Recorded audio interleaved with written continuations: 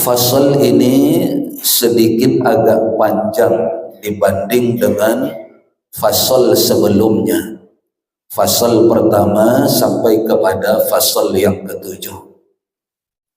Isi daripada fasal ini disebutkan oleh Imam Ibnu Athaillah, idza fataha laka wijhatan minat ta'arrufi, apabila telah dibukakan untukmu, fataha laka, idza apabila fataha telah dibukakan, laka untukmu, wijhatan minat ta'arrufi,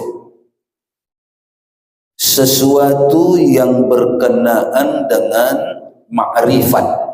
Ta'aruf, ma'rifat, apabila telah dibukakan untukmu oleh Allah sesuatu tentang ma'rifat kepadanya, fala tubali ma'aha in qalla amaluka, maka jangan engkau persoalkan bahwa qalla amaluka, betapa masih sedikit sebetulnya amalanmu, betapa masih sedikit amal ibadahmu, maka jangan persoalkan itu. Fa innahu ma fataha laka, karena sesungguhnya apa yang telah dibukakan olehnya untukmu tentang makrifat kepadanya itu, maka itu adalah sebuah anugerah yang diberikan kepadamu. Makrifat itu satu anugerah yang diberikan kepadamu. Alam ta'lam anna ta'arrufa, maka apakah engkau tidak mengetahui bahwa makrifat itu huwa muriduhu alaika, adalah anugerah yang diberikannya kepadamu, wal a'mala anta muhdiha ilaih, sementara amal-amalmu itu adalah persembahanmu kepadanya. Ma'rifat itu adalah anugerah yang diberikannya kepadamu, nikmat yang diberikannya kepadamu, sementara amal-amal ibadah yang engkau kerjakan adalah persembahanmu kepadanya. Maka wa aina ma anta muhdihi ilai mimma huwa muriduhu alaika, maka apakah belum jelas juga bagimu perbedaan yang mana anugerah dari Allah dan yang mana persembahanmu kepadanya? Ini makna dari kalimat pada fasal yang ke-8 ini. Maka maksud dari kalimat-kalimat ini, Bapak dan Ibu jamaah yang dirahmati oleh Allah Subhanahu wa taala, tadi disebutkan bahwa apabila telah dibukakan untukmu, tentu oleh Allah, apabila Allah telah membukakan untukmu pintu-pintu untuk makrifat kepadanya. Makrifat ini memang kalimatnya terdengar terlalu tinggi, apalagi bagi orang-orang yang awam tentang katakanlah ilmu tauhid, ilmu kalam, ilmu aqidah, ilmu tasawuf dan lain-lain sebagainya. Maka bagi mereka kalimat ini seolah-olah sebuah kalimat yang asing, seolah-olah kalimat yang luar biasa. Makrifat itu kadang-kadang dikaitkan dengan semacam karomah, bisa berjalan di atas air misalnya. Tahu karomah? Pada saat tertentu seseorang bisa dilihat orang berada di tempat yang lain padahal dia berada di satu tempat yang selain dari itu. Kemudian karomah ini juga kadang-kadang bisa, apalagi kalau kita lihat itu film-film sejarah, Sunan Kalijaga dan lain-lain sebagainya, beras bisa berubah menjadi pasir misalnya, atau tanah yang bisa berubah menjadi kepingan emas, seolah-olah makrifat itu begitu. Padahal kalau kita sederhanakan, makna makrifat itu adalah berakar dari kata arafah, mengenal, mengetahui. Maka kalaupun disebutkan dengan ma'rifatullah, berarti maknanya adalah mengenal tentang Allah, kenal kepada Allah. Maka kalau itu maknanya, setiap kita sebetulnya sudah ada bibit-bibit bermakrifat dengan Allah itu, walaupun tidak sama, ya, walaupun posisinya tidak sama. Kenapa? Karena justru tujuan kita diciptakan oleh Allah Subhanahu wa taala adalah untuk memakrifatinya, kita mengenalinya. Bahkan disebutkan merupakan awal dari agama. Awaluddin ma'rifatullah. Awal agama itu adalah hendaknya setiap orang mengenal Allah, dan bekal kita mengenal Allah itu sebetulnya sudah ada, kita bawa ketika kita dilahirkan. Kenapa? Karena di alam arwah, di alam ruh, alam sebelum kita ditiupkan ke rahim ibu kita, maka kita dulu sudah mengenal Allah. Allah dulu sudah memperkenalkan dirinya kepada semua kita tanpa kecuali. Itu di dalam Al-Quran ada kalimat yang menyebutkan, Allah berfirman kepada semua ruh pada waktu itu, alastu birabbikum, apakah kalian semua meyakini bahwa aku adalah Tuhan kalian? Qalu, semua mereka menjawab. Siapa semua mereka itu? Ruh-ruh semua kita, tidak kecuali kita yang di Masjid Darul Muttaqin ini. Qalu, kita semua pada waktu itu mengatakan, bala syahidana, kami bersaksi, kami bersyahadat atas itu ya Allah, kami bersyahadat atasmu bahwa engkau adalah Tuhan kami. Maka ketika itu dulu kita sebetulnya sudah diperkenalkan oleh Allah tentang dirinya. Tapi ketika ditiupkan ke rahim wanita-wanita dengan berbagai macam ragam bentuk kewanitaannya, ada yang bisa terjaga itu ketika 9 bulan 10 hari selama dalam kandungan, ada ibu yang memahami itu, ada ibu yang menjaga bayinya, solatnya tidak pernah dia tinggalkan selama mengandung bayinya. Apalagi wanita yang hamil, wanita yang mengandung, itu tidak datang bulannya, maka penghalang untuk tidak solat itu tidak ada, karena selama dia tidak hamil, haid adalah penghalangnya untuk melaksanakan sholat dan beberapa ibadah-ibadah lainnya. Tapi ketika wanita hamil, maka haidnya berhenti seketika itu juga. Selama 9 bulan 10 hari sampai dia melahirkan, maka tidak ada haid yang datang kepadanya. Maka wanita yang mengerti ini, dia akan manfaatkan itu semua. Baca Qur'annya tidak terhalang, karena yang menghalangi selama ini bisa jadi adalah haidnya. Sholat, puasa juga seperti itu. Nah, maka dari itu ketika manusia dilahirkan, terpengaruh dengan 9 bulan 10 hari tadi dalam kandungan, kemudian ketika dilahirkan juga tergantung kepada suasananya. Ada yang dilahirkan, orang tua tidak ingat mengadzankannya. Tapi ada orang tua yang mengingat itu, lalu dia adzankan. Maka pertumbuhan kita pun itu tidak sama sampai kepada masa dewasa dan masa tua kita.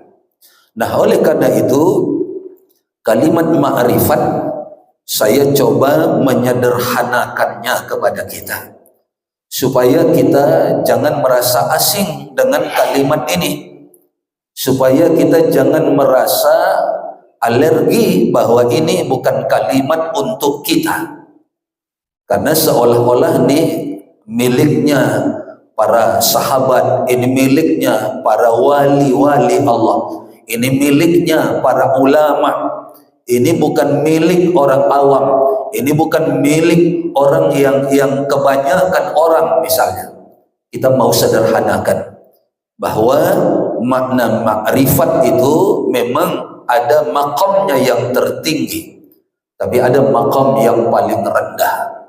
Yang jelas makna makrifat itu adalah kenal kepada Allah, walaupun sedikit, walaupun kecil pengenalan kita kepada Allah. Nah, maka ketika Allah disebutkan tadi, idza fatahalaka wijhatan minat ta'arrufi, apabila telah dibukakan oleh Allah untukmu pintu-pintu untuk makrifat kepadanya, mengandung makna apa? Allah yang membukakan pintu-pintu makrifat itu.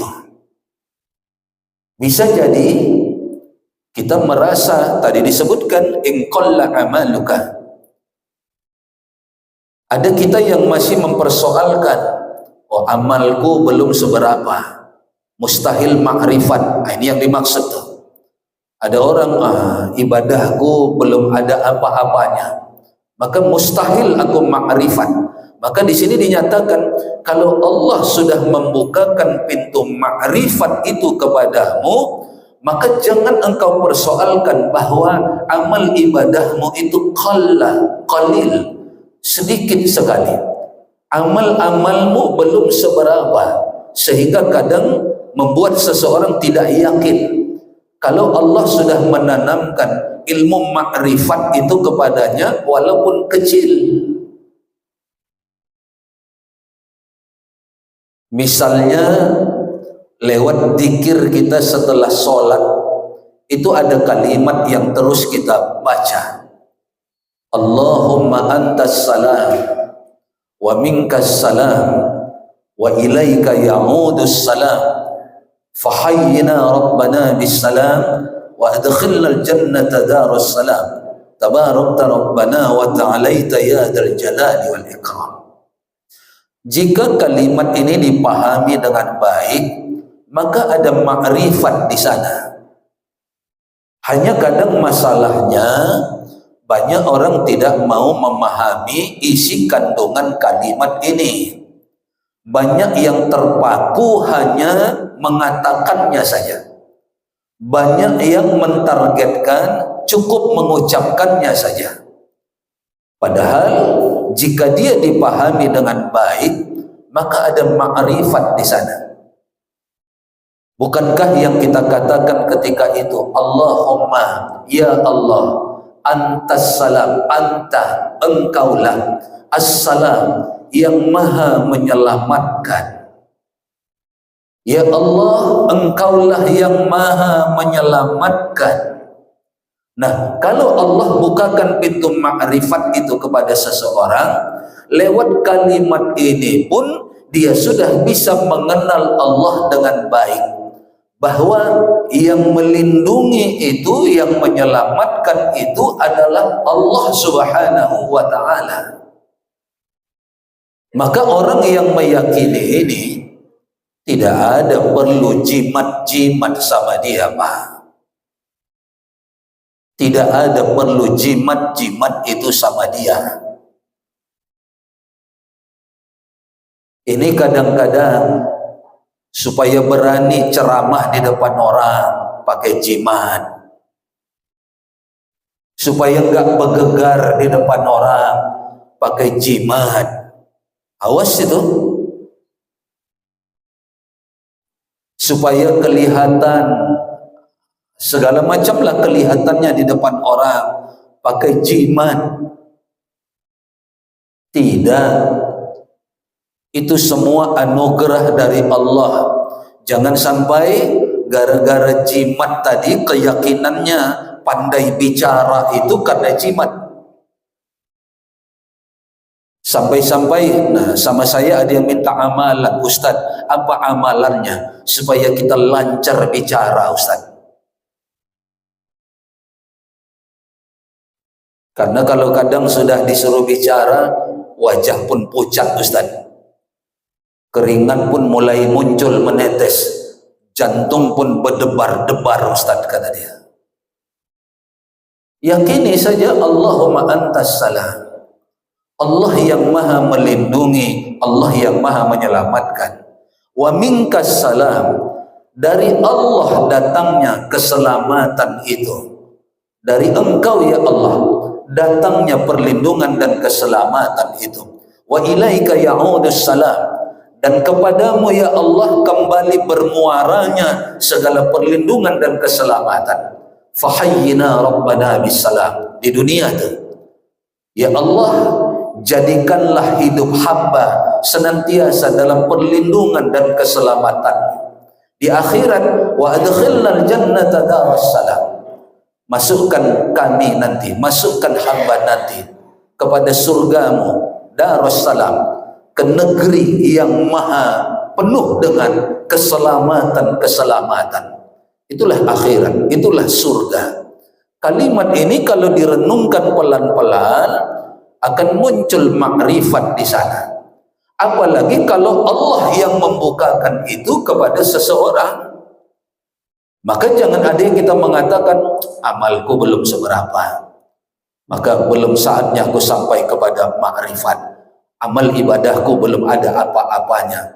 Ini yang tadi diingatkan oleh Imam Ibnu Athaillah Al-Askandari itu.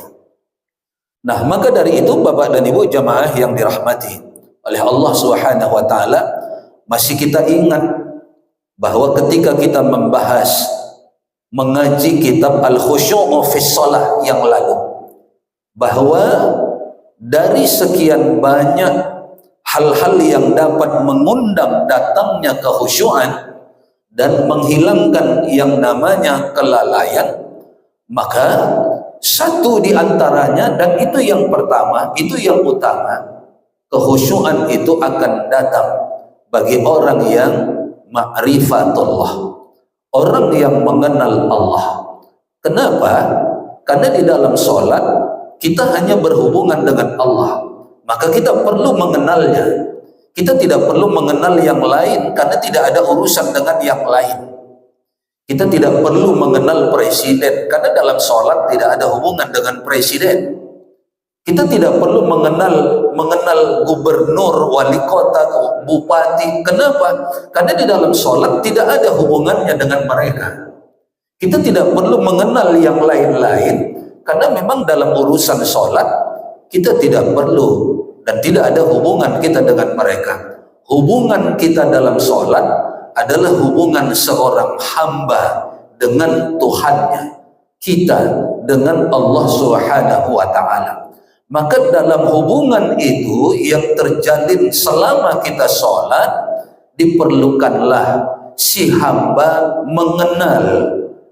mengenal Tuhannya yang dia sembah, mengenal Allah yang dia menghadapkan dirinya kepadanya, mengenal Allah tempat dia memohon ketika itu, mengenal Allah tempat dia meminta pada waktu itu. Itu menjadi syarat utama dan pertama datangnya kekhusyuan. Maka kekhusyuan pun akan menjadi langkah. Kekhusyuan pun akan menjadi sesuatu yang susah didapatkan jika seorang hamba memang tidak memiliki bekal untuk makrifat kepada Allah. Dalam arti yang sederhana tadi, jangan makrifat diartikan dalam arti kajian-kajian yang tinggi yang terjadi sesuatu yang tidak biasa atau yang selalu kita sebut dengan karomah itu. Makrifat kepada Allah walaupun kecil itu karomah, Bapak dan Ibu jamaah yang dirahmati oleh Allah. Kita punya keyakinan bahwa Allah lah yang maha melindungi dan menyelamatkan, itu sudah karomah bagi kita. Kenapa? Sulit punya keyakinan seperti itu, sulit punya hati yang seperti itu, sulit mencari orang yang tidak pakai jimat kalau dia kepingin jadi. Ini menjelang-jelang pemilihan-pemilihan kayak gini, itu orang-orang pintar itu laris, Pak. Orang-orang pintar itu laris. Kenapa? Karena banyak yang tidak mengenal Allah dengan baik, maka yang mereka datangi adalah orang-orang yang menurut mereka bisa membaca masa depan dan lain-lain sebagainya. Nah, maka dari itu, Bapak dan Ibu jamaah yang dirahmati oleh Allah, walaupun mungkin amalan kita belum seberapa, jangan putus asa dari rahmat Allah. Jika Allah ingin memberikan makrifat itu kepada kita, Dia yang mengenalkan dirinya kepada kita. Selain kita memang belajar mengenali nama-namanya yang lalu kita sebutkan, ada 99 nama, kita coba pelajari.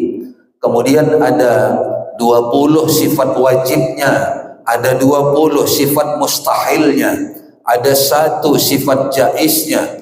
Kita pun ikhtiar, kita usahakan, kita pelajari. Nah, nanti Allah yang membukakan itu untuk kita. Allah yang menganugerahkan itu kepada kita. Maka ketika itu Allah karuniakan kepada kita, jangan persoalkan bahwa amal kita sebetulnya belum seberapa. Amal kita sebetulnya masih sedikit. Nah, maka dari itu, Bapak dan Ibu jamaah yang dirahmati oleh Allah Subhanahu wa taala, anugerah kenal kepada Allah, anugerah makrifat itu adalah pemberian Allah kepada hambanya. Sementara amal itu adalah persembahan si hamba kepada Tuhannya. Jadi Ibnu Athaillah ingin mengatakan bahwa anugerah makrifat yang diberikan oleh Allah itu tidak ada hubungannya dengan amal ibadahmu sedikit atau banyak.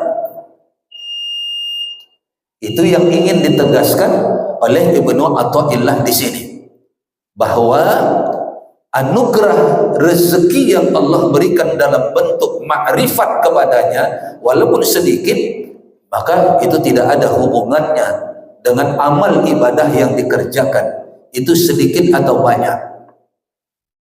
Bisa jadi yang amal ibadahnya menurutnya belum seberapa, tapi Allah pilih dia, Allah tanamkan makrifat itu dengan baik di hatinya. Dia kenal betul dengan Allah, Allah yang maha memberikan rezeki, Allah yang maha memberikan berbagai karunia. Semuanya datang dari Allah. Apalagi dalam sholat kita, nah itu makanya penting kita tadabbur kemarin zikir-zikir sholat kita itu. At-tahiyyatu, semua kemuliaan, al-mubarakatu, semua keberkahan, as-salawatu, semua keselamatan, at-tayyibatu, semua kebaikan-kebaikan, lillah, milik Allah. Maka berulang saya katakan, kalau kalimat-kalimat dzikir dalam sholat itu ditadabbur dengan baik, dipahamkan dengan baik, kemudian yang bersangkutan mampu mengerahkan daya dzikirnya ketika di dalam sholatnya, dia ingat semua itu, maka jika itu bisa dilakukan, jika itu mampu dia perbuat, itu sesuatu yang sangat-sangat luar biasa. bagi yang bersangkutan. Nah, maka dari itu Bapak dan Ibu pahami dengan baik. At-tahiyyatu, kemuliaan itu lillah, milik Allah, berarti datang dari Allah. Mulia itu tidak perlu dibuat-buat. Mulia itu tidak perlu dikondisi-kondisikan. Kemuliaan itu tidak perlu dicitra-citrakan sehingga kata orang pencitraannya luar biasa misalnya. Tidak perlu. Termasuk al-mubarakat, keberkahan itu dari Allah Subhanahu wa taala. Maka berharaplah kita akan keberkahan itu hanya kepada Allah. Nah, maka dari itu Bapak dan Ibu jamaah yang dirahmati oleh Allah, disebutkan di terakhir tadi, wa aina ma anta muhdihi ilai mimma huwa muriduhu alaika. Maka seharusnya sudah jelas bagimu mana karunia yang diberikan oleh Allah kepadamu dan mana persembahanmu kepada Allah lewat amal-amalmu. Jadi amal-amal kita itu adalah persembahan dari kita kepada Allah. Sementara ma'rifat tadi salah satu di antara karunia besar yang datang dari Allah. Sama seperti khusyuk juga. Ma'rifat itu sama dengan khusyuk misalnya. Sesuatu yang anugerah dari Allah, yang datang dari Allah. Tidak bisa dibuat-buat, tidak bisa disandiwara-sandiwarakan, tidak bisa dicitra-citrakan. Maka dari itu selain kita berusaha agar kita menjadi orang yang khusyuk, selain kita berjuang agar kita menjadi orang yang kenal dengan Allah, ma'rifat dengan Allah, maka kita juga tetap memohon kepada Allah agar Allah membukakan untuk kita pintu-pintu kekhusyuan itu, dan Allah membukakan kepada kita pintu-pintu ma'rifat kepadanya, sehingga kita kenal betul bahwa ini adalah datang dari Allah Subhanahu wa ta'ala. Keyakinan itu dibutuhkan Bapak dan Ibu jamaah yang dirahmati oleh Allah. Keyakinan bahwa ini datangnya dari Allah. Saya pernah punya pengalaman, Pak. Maaf tapi ada pengajaran ma'rifat di sana. Ketika itu kita kan biasa nih, pulang ngisi acara disalamkan orang sesuatu. Disalamkan orang. Biasa juga memang sampai di rumah sambil istirahat, rezeki itu kita buka. Rezeki itu kita buka, ternyata ya bahasa kita meleset dia, Pak. Bahasa kita meleset dia. Tapi keyakinan kita datang. Karena apa? Karena tadi ada makrifat yang walau sedikit tadi sudah ada. Ya Allah, mungkin nanti dengan cara lain Engkau akan memberikan rezeki ini. Hamba tidak curiga dengan panitia. Hamba tidak kecewa dengan panitia. Yang engkau yang terjadi ini takdirmu ya Allah. Bisa jadi bukan di sini pintu rezeki hamba. Bisa jadi nanti engkau sediakan pintu-pintu rezeki yang lain. Keyakinan itu ada. Hanya beberapa waktu saja terbukti kadang-kadang itu Bapak dan Ibu. Terbukti dengan jalan yang tidak kita duga. Allah ganti rezeki itu. Allah ganti rezeki itu. Ini keyakinan kecil. Makanya saya sampai sekarang tidak pernah hiraukan itu yang disalam-salamkan orang itu. Ada majelis sampai lupa dia. 3 kali pertemuan. Kita diam saja. Kita berpikir positif. Mungkin sudah berubah. Mau sebulan sekali kita mikir. Begitu di pekan yang keempat, kita disalamkan lagi. Dalam benak kita manusiawi, wah ini sebulan.